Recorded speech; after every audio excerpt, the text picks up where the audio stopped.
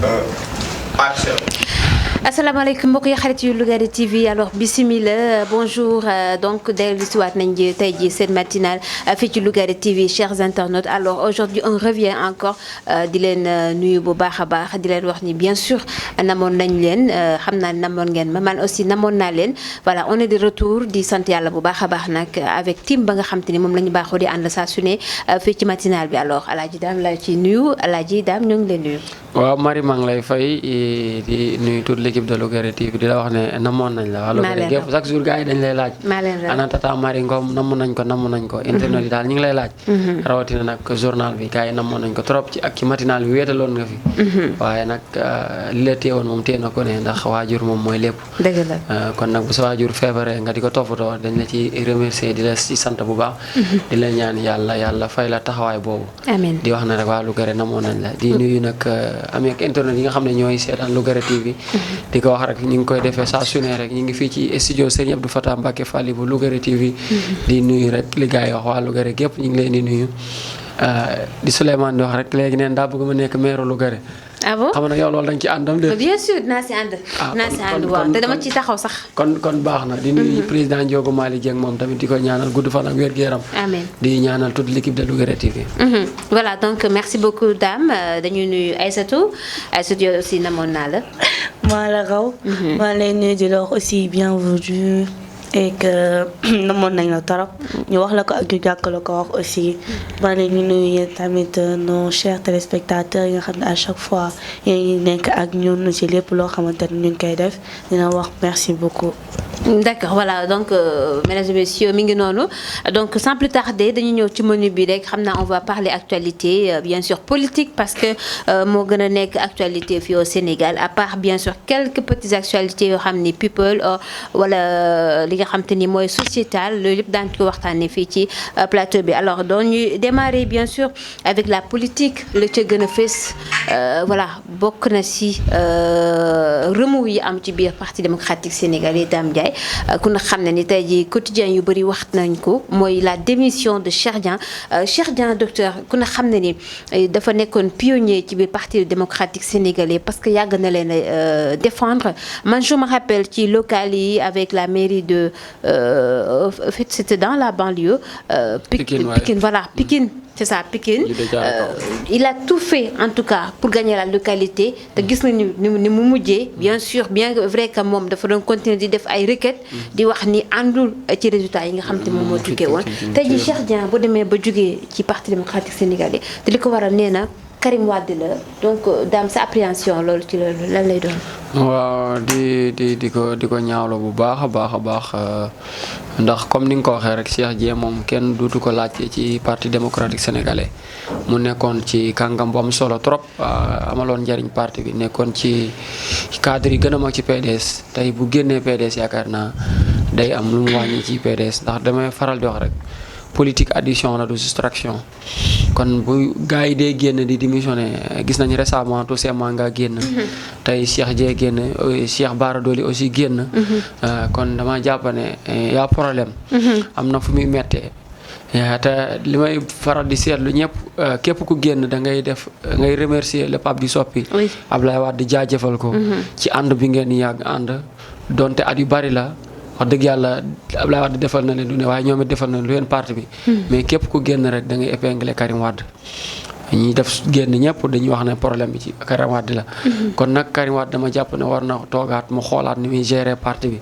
ndax parti démocratique sénégalais boo xoolee local yi ñu génn ay frustré bari woon na coow li bari noonu dañu koy commencé fii ci Guédiawaye avec le président Ndiogou Malick Dieng gis nga coow li bari woon na te li ko waral lépp maanaam jël na ay position politique am yi nga xam ne moom la jëloon te yaakaar naa loolu njëriñu parti bi la ay nit ñi nga xam ne dañuy défendre seen intérêt personnel wala ay position partisan lañ jëloon tax na ñu ko doon bu ndoxataal peut-être moom am na résistance taxaw na jàkkaarloo ñoom xeex na génn ma parti bi mais samay position laay xeex mais loolu ci fekk Ndiogou Malick Dieng amaana fekk ci keneen am na ñoo xam ne boo leen bu ndoxataal ñu gis seen bopp bàyyi laag li nga yor dem seeti seen yëfi bopp yaakaar naa loolu moo bari ci parti bi te xaaral da nga gis ñeneen ñu génn ndax dama yaakaar na parti du kër dëgg la ndax kenn ku ne en plus de propriété privée voilà de propriété privée. te boo xoolee PDS ni muy doxee. dafa am ay cousinage ak ay copinage yu am ci biir parti bi yaa ma neex ñu responsabilité neexoo ma ñu commencé la bundu xataal. te dama koy wax rek politique du religion. kenn ku ne da nga amoon conviction ak gëm-gëm am tànneef ndax parti yi bari na nga ne PDS nga tànn comme parti ndax bëgg nga PDS am nga conviction yi ngeen di partagé léegi nag boo demee ba partage boobu nga doon am ak parti bi amatu fa léegi gisatoo ci sa bopp li ngay xalaat mooy nga génn. nga xool keneen koo bokkal conviction nga àndi ko wala nga dem créer sa mouvement wala sa parti. kon yaakaar naa Karim Wade war naa toogaat mu xoolaat seetlu fan la métit bi ne wala fan la jàngoro ji ne ba tax nit ñi di génn parti démocratique sénégalais. ndax yaakaar naa bu nit ñi dee génn rek war nañoo taxaat ñu def benn rétrospectif boo xam ne war nañ ko defaat ñu xool lan moo doxul ci parti ba tax. ba nit ñi di man question fi ma lay interpellé mooy lan nga yaakaar ni moo tax tey jii voilà Karim di doxalee nii ndax immaturité la maanaam dafa ñàkk a ñor un peu ci wàllu politique am na ñu koy wax am na ñu wax également il ne connaît pas vraiment les vraies réalités du parti démocratique sénégalais. xam nga dama koy wax Marie. politique il faut nga xam les soubassements yi. oui. foog nga xam aussi tamit réalité terrain bi aussi foog nga xam troupe bi ngay jiite. nga xam kii yee kii. surtout xam nga Marie fekkee ne da nga xool ki war a jiitu nga desal ko ginnaaw ki war a des ginnaaw nga jiital ko oui. bul xaar résultat bu baax. dëgg la ndax parti démocratique sénégalais am na ay cadres yi nga xam ne avant Karim Wade di ñëw ci parti bi fekkoon na leen ci parti bi. ñuy dox jéego yu am solo am base politique di liggéeyal parti bi ñooñu nag à un moment donné boo leen laissé en rade fekk ñi nga xam ne amuñu base politique amuñu dara nga bëgg leen a mettre au devant de la troupe. da nga indi problème. dëgg la parti kii PDS loolu moo indi problème bi du dara Marie. PDS dañoo xooloon ñi nga xam ne ba muy metti avant pouvoir ñoo àndoon ak parti bi bi pouvoir bi ñëwee ñu ànd ak parti bi. ñooñu tey dañ leen a mettre à côté fekk nouvelle tête yoo xam ne ñoo émergé ñu génn leen bëgg leen a jël teg leen ci kaw ñooñu. te ñooñu nag du ñëpp ñooy nangu loolu ndax wax dëgg yàlla politique boo fekkee ne da nga bëgg mu dox da ngay jiital mérite. ñi nga xam ne ñoo liggéeyal parti bi ngay jiital bi bu ko defee parti bi mën a dox. damaa jàpp ne Karim Wade daal damay jàpp ne dafa desee maîtriser terrain politique bi. dafa desee maîtriser PDS. te nag mbooloo nag boo leen bëggee jiite foog nga maîtriser leen pour mën leen a jiite. d'accord voilà bien dit alors Dame Ndiaye di ko jaajëfal bu baax alors Aïssatou dañuy tourner un peu vers toi voilà toujours parler politique hein c'est vrai que. Voilà tey jii la politique c'est pas du tout l'affaire des jeunes. mais bon am ngeen tamit votre mot à dire.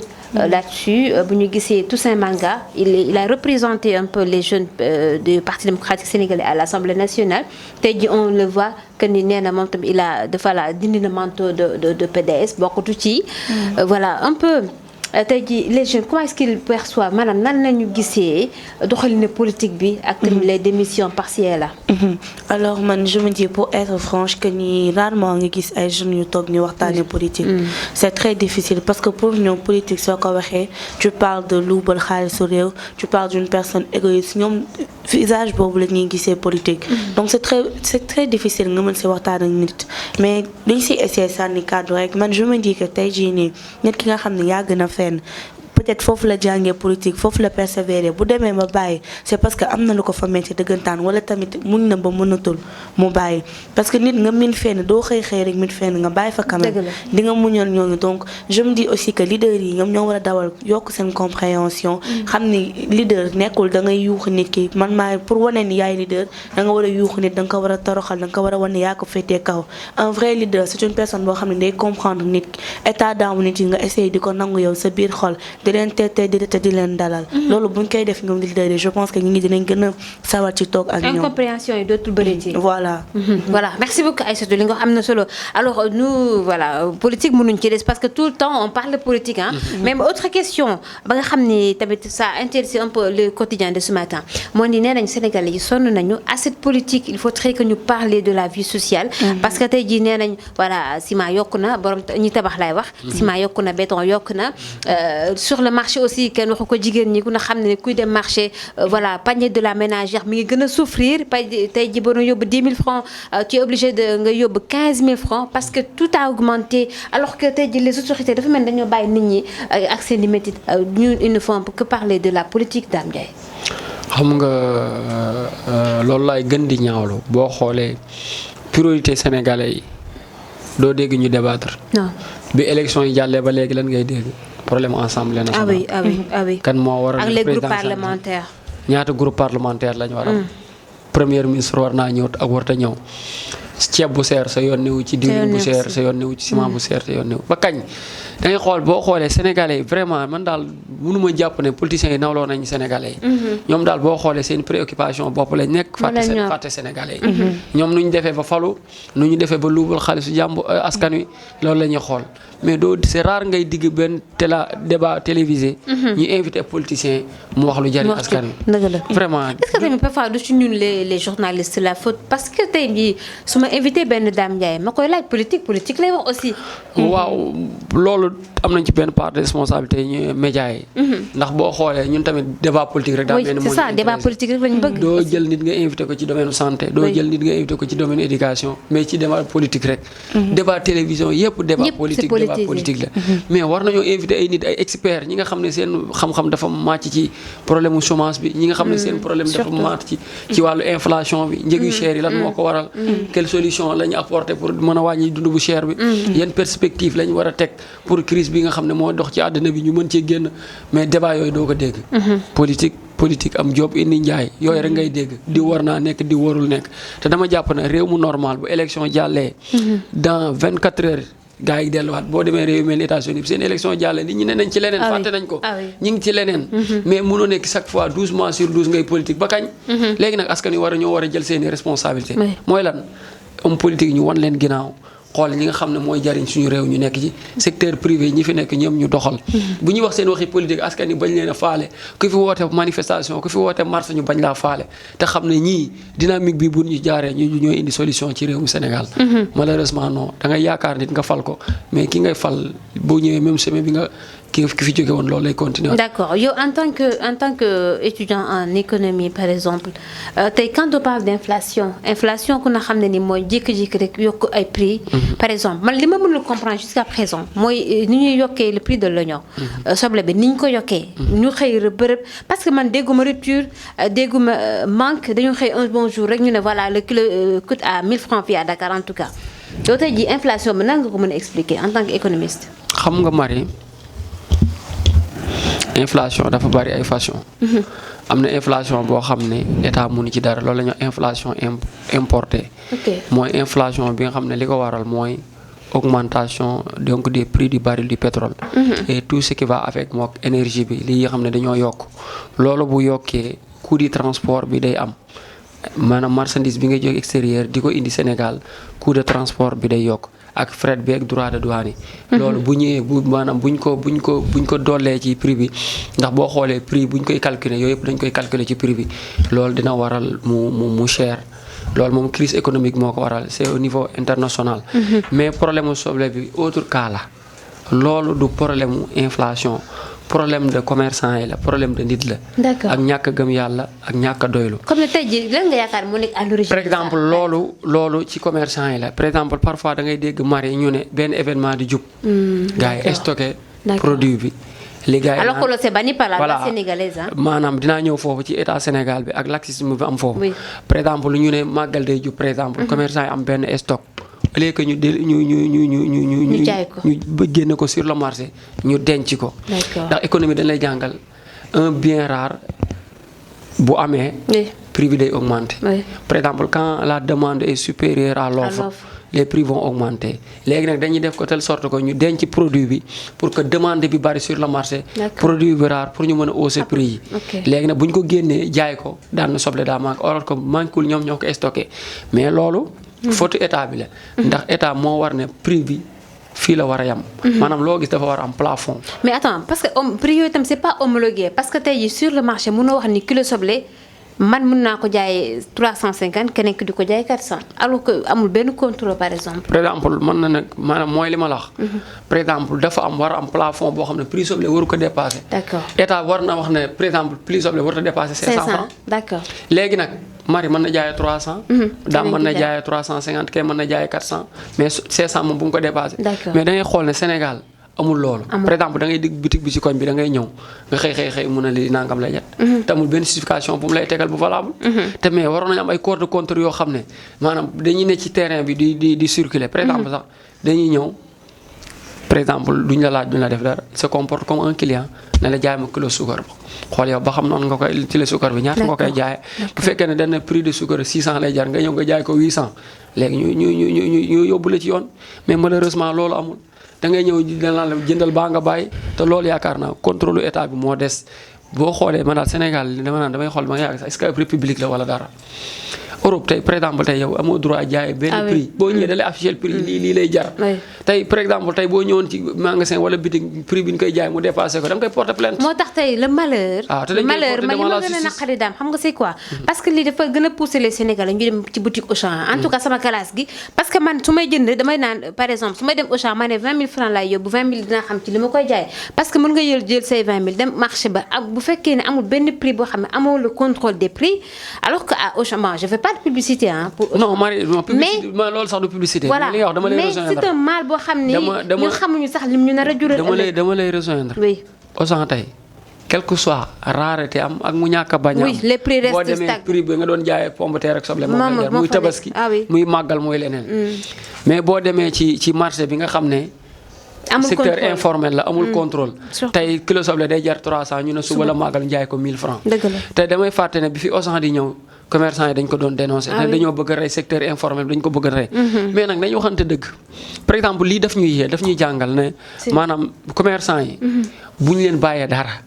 ndax bu fekkoon ne ñoom dañu xool njariñu askan wi am na prix boo xam ne duñ ko nangoo jaay. mais yaa ngi xeex koo xam ne danga naan du doomu réew mi dafay ñëw implanté te ko. Auchan quoi qu'on puisse dire. mais ay sénégalais ñoo fay ne. ña fay jaay ña fay nekk ñëpp ay personnel ba fa nekk ñëpp sénégalais ñoo fay ne lañ leen di fay buñ paree ci seen askan lañ koy delloowaat. te ñooñu ñoo la gën a respecté gën la jox àq gën a gëdd ka ki nga xam ne da nga ne doomu réew mi la. ñooñu tey ñooy toroxal consommateurs yi ñooy ñoo yokk prix boo demee Auchan dañuy respecté prix supermarché boo dem ay prix normal lañ yor. quel que soit événement bu mën a doon. léegi nag ñi nga xam ne dañ doon bañ ñooñu ñëw fi tey mais loolu dafay wane na maanaam Sénégal pour ñu régulariser ko foog secteur yi grande surface yu mel noonu am fi ndax lii ñuy def bu continuer askan yi ñooy gën di souffrir. d'accord bien dit alors Dame nañ ñëwaat ci après alors Aïssatou Dame wax na ko concurrence dafa baax ci dëkk. parce que d'habitude bu amee ci la classe Dame gi di xam fa ñuy teg seen tànk parce que mënuñu rek am benn opérateur par exemple je prends l'exemple sur ça au Sénégal bu fekkee ñëpp dañ ne voilà on est beige pour ne pas dire orange. voilà donc mën nga sukkandiku si loolu pour yow nga mën a yokk say tarifs. alors que bu fekkee am na orange beige marron. ku ci nekk tu as l'embarras du choix. tey prix oignon bi maanaam prix soble bi ku na xam ne ñu ngi waajal Magal Touba. ak nu ñuy utiliser condiments yi nit ñi di commerçant yi bëgg rek jël loolu comme prétexte. voilà ku ci nekk bëgg ci enrichir loolu gis nga ni ndax jaadu na. jaaduwul moom parce que Sénégal ñu on a tendance à ce que ku nekk da ngeen jaay sa moroom muus loo mën a profité ci nit ki rek danga koy def yow doo xalaat ne tey jii lii àq la wala su ma ko defee dinaa lool nit déedéet man lii su ma ko defee ñaata laa si am la laa si am en retour ku nekk loolu ngay def te ñun ñooy toogaat di xasaat homme politique yi ci ni que seen propre bien moo leen intéressé mais pourtant ñun noonu la ñuy def. ku ci tey jii commerçant yaay toog waaw suñu dund dafa cher dafa lii dafa laa et pourtant commerçant boobu di ko kaas moom am na kër am na jabar day togg day dem marché léegi pourquoi moom du jël propre exemple ci boppam essayer placer boppam ci ñeneen ñi nga xam ne ñoom tamit am nañ kër dañuy dem marché parce que man état bu defee leen nii mën naa ko comprendre dama naan tey jii nii ñun baadoolo yi ñooy souffrir parce que état xamul détail ceeb lu muy jar lu jënd kilo ceeb weer bu deewee saaku lay jënd ñi borom doole duñu natt diwlin weer bu deewee bouteille yu diwlin la ñuy jënd duñu natt soble amaana saaku la ñuy jënd ñun ñii di peese tey ñun ñoo ciy dee. ñun ñoo ciy gaañ te ñun ñoo gën a jege commerçant yi donc man du ma wax benn état commerçant yi laay waxal yéen a ñu jege yéen a xam ñun fan lay méttee ñoo mën a dimbalante suñu biir. D'accord, merci beaucoup et court et précis. Alors bëggoon naa xam combien de minutes il nous reste pour que ñu xool voilà justement 10 minutes. Alors Dame dañu ñëw sur une autre question avant que ñu évacuer li nga xam te ni moom la ñu am sur le menu, n'est-ce pas? ñëw ci inondation yi Dame. Inondation voilà donc wax nañu ne bon démb barki démb yëpp gis nañu mi ngi taw fait en tout cas man Kër Massar gëm a dëkk. C'est vrai que ni on a démarré les travaux ndox amoon na fa mais en l'espace de 48 heures xam nga Dame parfois nee nañu wax lu ñu naan dénoncer dafa baax ci mbir. Parce que je me rappelle très bien en 2020 on a vécu ce syndrome des inondations ñun fële à l'unité 3 mais bon c'était pire maintenant tey depuis lors nag dañoo créer des groupes WhatsApp au niveau des quartiers pour lu am sa quartier tu dénonces ça te maintenant tu te dis du groupe WhatsApp yi voilà il y a des gens qui travaillent au ministère en tout cas dans le gouvernement donc ñoom ils seront au gré dañuy déglu li nga xam te ne mooy ñaxtu population yi en tout cas la remarque ba nga xam def naa ko mooy ba ñu créer groupe yi ba tey gis naa ni amélioration dafa am parce que dernièrement ba fa ndox ma bëree 48 heures 2 jours la def aussitôt ndox mi yëpp dindi nañ ko tey ba tey gis nañu ne ndox maa ngi ñëw donc nawet bi jeexagul mais am na des sites ba tey yoo xam te ni ndox mi du côté donc accessibilité bi metti na fa te pourtant on a annoncé des milliards d'âmes pour wax ni voilà c'est plan décennal la en tout cas sur 10 ans pour ñu mun a xeexal wàllu mbënd mi yaakaar nga ni mbënd dina jóge Sénégal. waaw mën na gi jóge Sénégal waaye du gaaw parce que liggéey bu metti la laaj liggéey boo xam ne bu sérieux la laaj te boo xoolee daa mel ni gars yi dese nañ cee def sérieux bi mu war. Ah oui. ndax boo xoolee depuis 2012 ba léegi ça fait 10 ans. ñu ne def nañ ci plus de 700 milliards. ba léegi tey bu Dakar bu wisee sax mu taa. Ah oui. kon xam nga sérieux dese na am ci liggéey bi milliards yooyu nag bon daaw bi coow li bare waxoon Macky Sall waxoon na ñu def ci benn enquête parlementaire. boobu ba tey. tàbbi géej. chaque année les choses boo répété. man dama jàpp ne Sénégal ñoo xamul lan mooy priorité. ndax dund doomu aadama moom mooy priorité xam nga mari par exemple tey nga nekk néew doole sa kër fees dell ak ndox. amoo sax foo tëdd amoo foo toggee añ. dëgg la. nga nekk jaboot. war a xëy dem marché ba daani doole sa kër fees dell ak ndox doo xam sa njaboot nan nga leen fay bàyyee pour dem liggéey te boo toogee doo dund yaakaar naa loolu metti na. dëgg la. et puis bu gis nga bu taw bi amee dëkk bi ni mu mel. embouteillage yu muy créé waat. économiquement loolu dafay impacté waat ci économie bi. kon war nañoo xoolaat nañ la ñuy xool te vraiment yaakaar naa loolu jëfewul ñi nga xam ne dañoo nekk ci zone yoo xam ne waruñu fa dëkk. état prenne ses responsabilités ndax nag àdduna da ngay toll foo xam ne bul xool ku la bëgg bul xool ki la mere am na loo xam ne bu ñëwee da ngay jël saafara lan mooy saafara bi ki nga xam ne moom fi mu nekk ndox mënu fa bañ a ñëw mënu fa jógee. da nga koy jëlee fi mu nekk ndax kooku dafa nekk ci place ndox. mais bu ko jëlee foofu par exemple fan la koy yóbbu xam nga tey on fait plus de 16 millions d'habitants faudrait tamit ñu xam Sénégal bi tolloon en 2012 2011 population bi dafa augmenter entre temps foofu tamit ñu xam loolu ah. mais Marie ñaata surface nga am habitable au Sénégal. Dakar mais tey suuf si yëpp jaay nañ ko daam tamit nañu waxante loolu suuf si yëpp jaay nañ ko ñun fa ñu dëkk nee nañ c'est des parcelles assainies te ku ne parcelles assainies xam nga la mooy assainir mooy yow Marie mën nga fay dëkk ndox du la sonal parce que loolu yëpp da nga koy fay SNHLM ñoom la interpellé parce que ñun dañoo fay SNHLM par exemple alors que fi nga dëkk bu ndox ñëwee mu taa. mooy li ma la wax xam nga réew boo koy dox day am planification. xam nga yéen Parcelles Assainies lañ wax. yéen foofu warutoon taa. ndax avant ngeen di dëkk. li ñu waroon a njëkk a def. canaux d'évacuation yi moo fa waroon njëkk am. électrification lépp da ngeen ko faa war a fekk bala ngeen a dëkk. dëgg la. wàllu assainissement war leen ko woon a jàmbat. dëgg la mais tur bi moo fa nekk mais en réalité loolu amul. jëmm ji nekk fa moo tax ma ne la maanaam ñun bu ñu liggéey sérieux bi ci war duñ ko def dañuy nax nit ñi. dëgg la li ñu lay wax ak li am du doon benn. même milliards yooyu ngay dégg ñu wax. non milliards yooyu mën nañ ko dekkee si jox ak liggéey Kër Massar boobu point bi ñu ko defaree ba pare. bijou la woon dafa rafet. mais accompagnement bi mu waroon amu ko. ba mu tawee lu mu def. dëgg la ndox ma taa bu fees dell. moo tax maanaam réew buy am dañ koy def par exemple da ngay jékki-jékki tabaxu tali te defoo canalisation vraiment. bu yàlla si tawee ndox bi ci kaw tali bi lay taa. ah oui mais tax loo gis rek daa am lu mu war a àndal. dëgg la ay préalable yooyu nag boo ko bàyyee nag. inconvénients yi rek ngay gis. d'accord voilà Aïssatou daam wax na ko fu mu daaneel foofu nga yëkkatee par exemple tey jii nga defar tali yow na nga mën a jàppee nga defar tali. te defoo ci canalisation ndax da nga yaakaar ni da nga jàpp ni voilà ñi ñuy jox ces genres de travaux c'est pas des ingénieurs wala c'est quoi. ñàkk sa rek ak ñàkk nu ma nee sax ñàkk xam lu ñuy def mais bëgg lu yomb c'est ñu dañoo jàpp ni fu ñu war a def 1 million nañ fa def 500 000. ah d'accord yow loolu nga gis te en plus Sénégalais dafa tàmm théorie te pratique jamais mu def ko soo leen woowee ci théorie 1000 personnes dinañ la wuyu mais bu desee lu dul pratiquer 5 personnes ñooy ñëw te loolu dañ ko war a bàyyi te bàyyi aussi yaakaar ne suñu defee dara diw laa ko defal wala diw laa ko defal gis am na loo xam ne boo ko defee Sénégalais yëpp nga ko defal ndax ñëpp ñoo si profité sa naatub réew la loolu lañ war a xam mais tey jii nii su ma calcul yi tamit dañoo bëgg a calcul su ma defee fii 1 million résultat bi laay am te su ma fa defee 500 000 aussi résultat bi laay même résultat laay am loolu mënul nekk da ngay nax sa bopp li ngay def 1 million am si même résultat que 500 000 bokkul nañ ñeme dépense ñeme lu ñuy wax aussi ñu koy def nañ bàyyi di wax pour bëggal nit ñi wala defal nit ñi nañuy pratiquer. ñun dañoo sonn trop. waaw merci beaucoup Massa dañoo sonn alors Dame.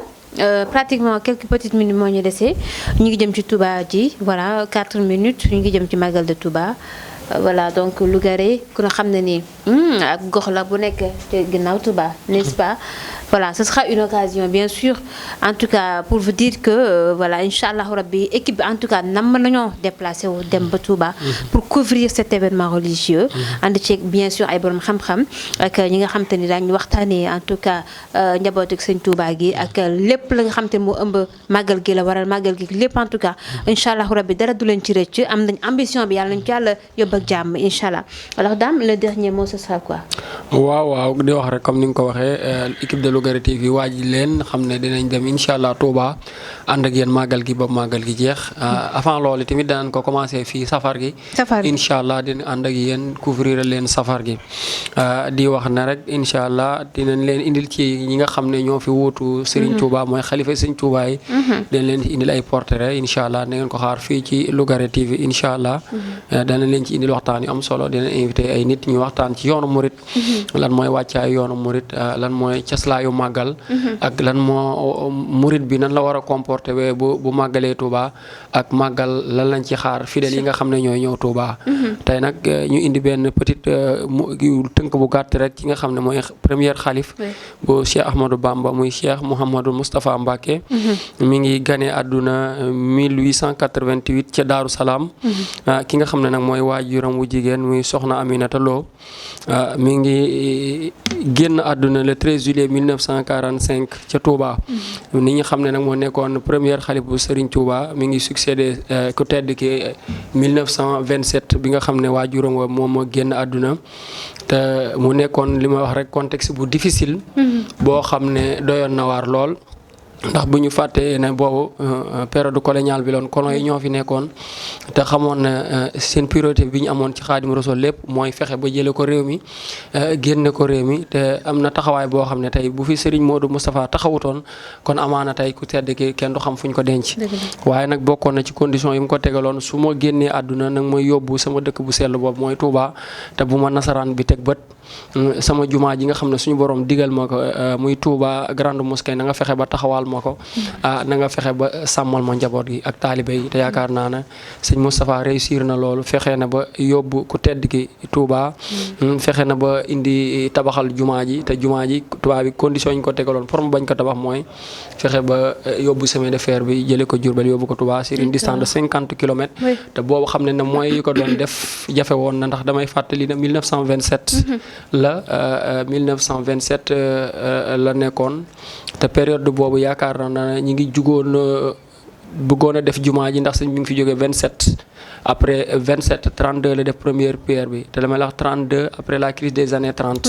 réew mi mettoon na ñu nekkaat entre les deux guerres 39 45 crise bi metti na kon moom période bi mu toog dafa tesante ak jamono metti teewut ci fulla ji ak jom ji ak njàmbaar gi il a parvenu à réussir yi nga xam ne moom la ko ku tedd ki digaloon beneen bi ci dolli mooy sëñ bi ñu ko toppoon bari na cheikh yi ak taalibe yi boroomi xam-xam ñoo ko toppoon autour de sa grande personne fexe na ba fédéré mag ñooñu fi sëñ bi bàyyi woon ci njekk ak teraanga mu fexe ba ñëpp nangul ko topp ci ginnaawam ba mën a doxal yoonu murit ba mu agsi fi mu agsi kon kooku yaakaar naa am na pari bu rëy bu mu réussir ñi di ko jaayel muy Serigne Moustapha mi nga xam ne moo njëkk a nekk xalifa Serigne Touba di ko ñaanal yàlla yokki leeram ak njabootam gi mu fi bàyyi yëpp. Amin amin alors di ko jaajëfal bu baax ci information yooyu nga xam joxoon na ko Alaaji Dame alors retenez bien tous les jours inchallah rabbi en tout cas fii ba le 15 ba ci 18 safar bi daañu leen di dégteel bés bu ne benn xalif bu sëñ Touba ngir waxtaanee jaar-jaaram waxtaanee également